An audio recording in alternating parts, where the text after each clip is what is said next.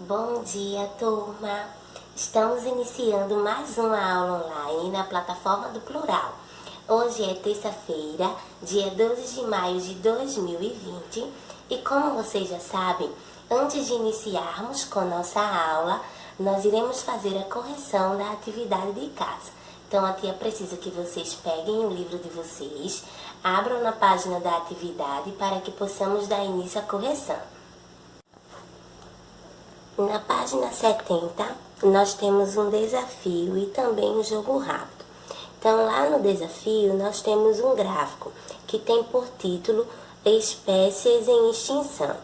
O que é que o desafio ele me pede? Ele me pergunta o que esse gráfico compara e como é que eu cheguei a esta conclusão. Então, analisando o gráfico, eu consigo saber que ele está comparando as espécies animais que se encontram em extinção. E como é que eu cheguei a esta conclusão? Através do título do gráfico, que me dá esta informação. Jogo rápido. Leia novamente o gráfico Espécies em Extinção e responda: qual classe apresenta o maior número de espécies em extinção? Então, é só eu analisar aqui, ó, no gráfico. A classe animal que possui o maior número de espécies em extinção é a classe dos mamíferos, que chega quase a alcançar o número 45, né? Fica em torno do 43 aí, ó. 43 mamíferos em extinção. Então, a classe que apresenta o maior número de espécies em extinção é a classe dos mamíferos. Segunda questão. Identifique as duas classes que apresentam a mesma quantidade de espécies em extinção. Então, quando eu volto lá no gráfico, eu percebo que existem dois animais que possuem o mesmo quantitativo. E que animais são esses? Os anfíbios e os invertebrados. Eles possuem a mesma quantidade de espécies. Então, eu vou estar colocando aí, na segunda questão. Terceira questão. Qual parte do gráfico permite responder as duas questões anteriores? Então, vamos lá. Qual é a parte do gráfico que me permite responder essas duas questões? A linha horizontal, que traz os dados numéricos referentes à quantidade de animais que se encontram em extinção, e a linha vertical, que permite verificar a qual classe de animais cada quantidade se refere. Conforme o tamanho da barra, sabe-se a quantidade aproximada das espécies em extinção de cada classe. Na página 71, nós temos mais um desafio. Então, eu já tenho aí, ó, um gráfico diferente. O gráfico da página 70 é um gráfico de barras. Na página 71, eu tenho um gráfico de setores, que também é conhecido como gráfico de pizza. Então, nós temos o seguinte aí. Observe o gráfico a seguir, que retrata a quantidade de animais de um determinado zoológico. Então, este gráfico ele tem por título o seguinte: População de animais do zoo. Tá? E eu tô vendo, ó, que a quantidade desses animais que são distribuídos no zoológico foi dada em percentuais, tá? Então, eu observando a legenda, eu consigo saber o percentual referente a cada animal, tá? A que conclusão se pode chegar sobre as aves com base na interpretação desse gráfico? Então, vamos observar. Pelo que podemos ver, a ave ela é o animal que possui o maior percentual, né? Então, eu posso chegar à conclusão que as aves correspondem a mais da metade da população de animais do zoológico, 54%. 54% é mais do que a metade. Página 72.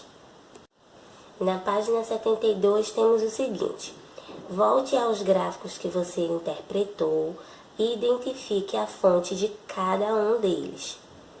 Agora associe os tipos de gráficos às suas funções.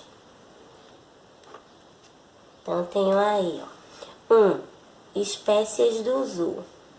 Qual foi o gráfico que tinha esse título? o gráfico de colunas, que é usado para comparar a quantidade na vertical. Então, eu vou estar colocando aí o 1. 2. Espécies em extinção. Foi o gráfico de barras, não foi? Utilizado para comparar quantidades na horizontal. E o 3, população de animais do zoo, o gráfico de pizza, usado para comparar partes de um todo. Apenas isso. Agora que já realizamos a correção da atividade, você já fez as alterações necessárias em sua tarefa, vamos dar início à nossa aula, que será na disciplina de português. Agora que já realizamos a correção da atividade, você já fez as alterações necessárias em sua tarefa, vamos dar início à nossa aula, que será na disciplina de português. Em aulas anteriores, estudamos uma classe gramatical de palavras chamada advérbio. Vimos que o advérbio é uma palavra invariável que se relaciona principalmente ao verbo para indicar as circunstâncias em que ocorreu a ação verbal. Na aulinha de hoje, vamos estar vendo que, às vezes, a circunstância em que ocorre a ação verbal pode ser expressa por 2 ou mais palavras com o valor de advérbio. E quando isso acontece, vamos estar dando nome a esse conjunto de palavras de locução adverbial. E assim como os advérbios são classificados de acordo com as circunstâncias que ele indica, a locução adverbial ela também vai ter uma classificação. E essa classificação também vai ser de acordo com a circunstância que a locução adverbial vai estar indicando na frase, tá? Que assim como o advérbio pode ser uma circunstância de tempo, de modo, de lugar, de intensidade, de dúvida, negação, afirmação. A diferença do advérbio para a locução adverbial é que o advérbio ele vai ser formado por apenas uma palavra. E a locução adverbial, ela vai ser formada por 2 palavras ou mais, que também vai ter sentido de um advérbio, ou seja, que também vai estar relacionado ao verbo, que também vai estar modificando esse verbo e que vai estar indicando uma circunstância. Vejamos um exemplo. O Zoológico de São Paulo abriu suas portas em 1958, tá? Então, vejam só. Esse em 1958, eu vou chamar de locução adverbial. Por que locução adverbial e não advérbio? Porque vimos que o advérbio, ele é apenas uma palavra. E aqui, ó, nós temos a junção de 2 palavras, em e em 1958, sendo que essas 2 palavras, elas estão modificando a ação verbal, que é no caso abrir. Ela está me indicando uma circunstância de tempo, quando foi que o zoológico abriu as suas portas, tá? Então, ao invés de dizer que aqui eu tenho um advérbio de tempo, eu vou dizer que eu tenho uma locução adverbial de tempo, porque eu tenho 2 palavras com o valor de advérbio. Então, eu tenho uma locução adverbial. Vejamos o exemplo número 2.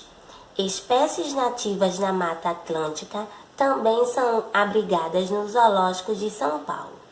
Então, vejam que eu tenho aí no finalzinho da frase uma parte que se encontra destacada, tá? Que é o termo no Zoológico de São Paulo. Esse termo aí, no Zoológico de São Paulo, está indicando uma circunstância de quê? De lugar, o local onde essas espécies nativas, elas são abrigadas no Zoológico de São Paulo. Então, eu tenho aí uma circunstância de lugar. E eu vou estar chamando isso aí de quê? De advérbio ou de locução adverbial. de locução adverbial. E por que locução adverbial e não advérbio? Porque como vocês podem ver, ó, nesse termo aí, eu tenho 1, 2, 3, 4, 5 palavras, tá? E vimos que o advérbio, ele é apenas uma palavra, que se relaciona ao verbo e indica circunstâncias, tá? Então, esse meu termo aí, ele também está se relacionando ao verbo. Também está indicando uma circunstância. Só que por ele ser formado por mais de uma palavra, ao invés de eu estar chamando ele de advérbio, eu vou estar chamando de locução adverbial. Então, esse termo aí, no Zoológico de São Paulo, que está se relacionando à ação de abrigar e está indicando uma circunstância de lugar, o local onde essas aves, onde essas espécies, elas são abrigadas, vai ser chamado de locução adverbial, porque é formado por mais de uma palavra e tem valor de advérbio. Prestem bastante atenção, turma. Tanto os advérbios quanto as locuções adverbiais, elas representam as circunstâncias que envolvem um fato, são termos relacionados ao verbo e indicam circunstância da ação verbal. Como tia já havia dito para vocês, a locução adverbial, ela também vai ter uma classificação, tá? E ela vai receber essa classificação de acordo com a circunstância em que ela está indicando naquela frase. Então, ela pode indicar uma circunstância de tempo, então eu posso ter uma locução adverbial de tempo, uma locução adverbial de modo, locução adverbial de dúvida, locução adverbial de afirmação, de negação, de modo, assim como os advérbios. A diferença é que a locução adverbial é formada por duas palavras ou mais, porém elas têm o mesmo valor de advérbio. Veja no quadro a seguir as principais locuções adverbiais e as circunstâncias que elas expressam. Então, vejam aí, ó, eu tenho circunstâncias de lugar, de tempo, de modo, intensidade, negação, afirmação e dúvida. E do ladinho de cada um deles, eu tenho os termos, as palavras que são locuções adverbiais. Então, quem são as locuções adverbiais de lugar? Ao lado, de perto, à direita, à esquerda, à distância e entre outros. Locuções adverbiais de tempo são aquelas expressões, aquelas palavras que indicam quando a ação aconteceu. Então, eu tenho aí, ó, à noite. Vejam que eu tenho aí dois vocábulos, o vocábulo a e o vocábulo noite, ou seja, eu tenho duas palavras.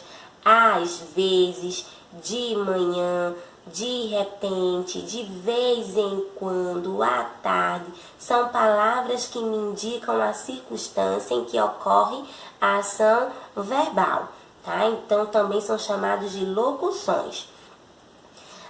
Locuções de modo: às pressas, às escondidas, frente a frente, me indica o modo pelo qual a ação verbal aconteceu. Locuções adverbiais de intensidade: em demasia, por completo e entre outras coisas. De negação: de modo nenhum, de forma alguma. De afirmação: com certeza, sem dúvida, sem dúvidas. E locuções adverbiais de dúvida: quem sabe, tá? Então, esses daí são algumas locuções adverbiais que são classificadas de acordo com a circunstância em que ocorre a ação verbal. É muito importante estar estudando esta tabela e também no momento que você for ler a oração, for ler a frase, você se questionar o seguinte: isso aqui está me indicando uma circunstância de lugar, onde foi que aconteceu, de tempo, quando aconteceu, de modo, como foi que aconteceu, de dúvida, se aconteceu. É importante você estar se fazendo essas perguntas para você chegar à conclusão de qual locução adverbial estamos falando, tá? Se é uma locução adverbial de lugar, de tempo, de modo, de intensidade. A atividade de casa de vocês será no livro de português, página 78. Vocês estarão fazendo esta atividade de revisão referente ao gráfico. Então, você vai fazer a leitura deste gráfico, você vai observá-lo, analisar direitinho para responder as questões 1, 2, 3 e 4. Após essa atividade, a tia vai deixar as imagens aqui de uma outra atividade que você vai estar fazendo em seu caderninho na disciplina de português. Não esqueça aqui, atividades realizadas no caderno, você tem que fazer o cabeçalho para que seu caderninho fique sempre organizado. Pular uma linha e colocar o nome e atividade e copiar as questões que a tia vai estar deixando aqui referente ao conteúdo que estudamos hoje, que foi locução adverbial. Se você tiver alguma dúvida, você pode voltar no vídeo, você pode também estar pegando seu livro, realizando a leitura e também estar fazendo pesquisas na internet. Aproveite esse seu tempo livre para estudar bastante. Um grande beijo e tchau, tchau!